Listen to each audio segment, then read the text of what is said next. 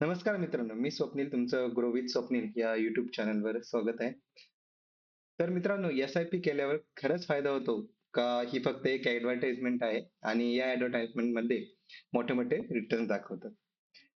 तर मित्रांनो, चला तर व्हिडिओला सुरुवात करू. आज मी थिअरी सांगणार नाही. आज मी माझा 4.5 वर्षाचा ॲक्चुअल एस-आय-पी एक्सपिरियन्स आणि पोर्टफोलिओ तुमच्यासोबत शेअर करणार आहे. मी 2 एल-एस-एस म्युच्युअल फंडमध्ये नियमित एस-आय-पी करत आहे आणि आज मी एक्झॅक्ट नंबर्स दाखवणार आहे.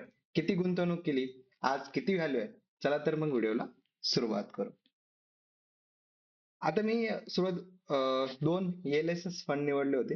एल-एस म्हणजे काय ते आपण थोडक्यात जाणून घेऊया. एल-एस-एस म्हणजे इक्विटी लिंक सेव्हिंग स्कीम. आता याच्यामध्ये 3 वर्षाचा लॉक इन पिरियड असतो. तुम्ही जर टॅक्स पेअर असाल तर ईटीसीच्या अंतर्गत त्याच्यामध्ये टॅक्स बेनिफिट घेऊ शकता. ईटीसीचं जे बकेट आहे त्याच्यामध्ये मॅक्सिमम लिमिट काय 1.5 लाख रुपये. म्हणजेच तुम्ही या एल-एस-एस स्कीम मध्ये इन्व्हेस्टमेंट करून टॅक्सचा बेनिफिट सुद्धा घेऊ शकता आणि याच्यामधून इक्विटी मार्केटमध्ये गुंतवणूक करता येते. तर एल-एस-एस मध्ये लॉक इन असल्यामुळे शॉर्ट टर्म पॅनिक सेलिंग टाळली जाते आणि एल-एस-एस मध्ये किती वर्षाचा लॉक इन पिरियड आहे? 3 वर्षाचा लॉक इन पिरियड आहे. आता चला आपण काय करू, माझा जो रिअल पोर्टफोलिओ आहे तो पाहूया. त्या स्क्रीनवर तुम्ही पाहू शकता या ठिकाणी 2 एल-एस-एस फंड मध्ये मी इन्व्हेस्टमेंट केली आहे. पहिला जो आहे तो पारंपरिक एल-एस-एस टॅक्स सेव्हर फंड, दुसरा जो आहे मिरे asset L-S-S tax saver fund. ठीक आहे. या दोन्ही स्कीम मध्ये एकूण इन्व्हेस्टमेंट किती आहे? 2,92,985. आता करंट जी अमाऊंट आहे ती किती आहे? 3,97,675 आणि एकूण मला जो प्रॉफिट झालेला आहे तो किती आहे? 1,04,690. म्हणजे जवळपास 1,05,000चा प्रॉफिट झालेला आहे. हे काय ओव्हरनाईट सक्सेस नाही. हे 4.5 वर्षाच्या डिसिप्लिन आणि पेशन्समुळे शक्य झालं आहे.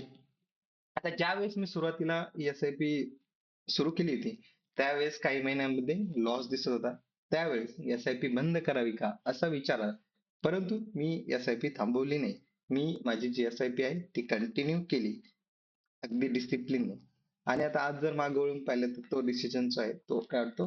बेस्ट वाटतो. माझ्या पोर्टफोलिओचा जो एक्स-आय-आर रिटर्न आहे तो आहे 13.74%. या ठिकाणी तुम्ही इंडिव्हिज्युअल स्कीम मध्ये ऍव्हरेज एनएव्ही किती आहे, करंट एनएव्ही किती आहे, एकूण इन्व्हेस्टमेंट अमाऊंट किती आहे, करंट किती आहे, पीएनएल आणि डेचे सोडून द्या. परंतु पीएनएल वगैरे त्या ठिकाणी तुम्ही बघू शकता. पारंपरिक मध्ये 33.53% आणि मेरा ऍसेट मध्ये 37.89% काय झालेला आहे? प्रॉफिट झालेला आहे. आता या 4.5 वर्षामध्ये मी काय शिकलो? तर मित्रांनो, सगळ्यात पहिली गोष्ट म्हणजे मार्केट वर खाली होत राहतं. पॅनिक करू नका. 2 number. 3 number, long term mindset ठेवा. 4 नंबर, एस-आय-पी म्हणजे काय? डिसिप्लिन आणि नियमित इन्व्हेस्टमेंट करण्याची पद्धत आहे, मार्ग आहे. कंपाऊंडिंगला वेळ द्या. 5. ठीक आहे. एस-आय-पी ही श्रीमंत होण्याचं शॉर्टकट नाही, पण हळूवारपणे वेल्थ बनवण्याचा एक स्ट्रॉंग मार्ग आहे. हा व्हिडिओ फक्त आणि फक्त एज्युकेशनल पर्पज साठी आहे. मी सेबी रजिस्टर्ड ऍडवायझर, हा माझा पर्सनल एक्सपिरियन्स आहे. तर मित्रांनो, व्हिडिओ आवडला असेल तर लाईक करा, शेअर करा आणि चॅनलला सबस्क्राईब करा.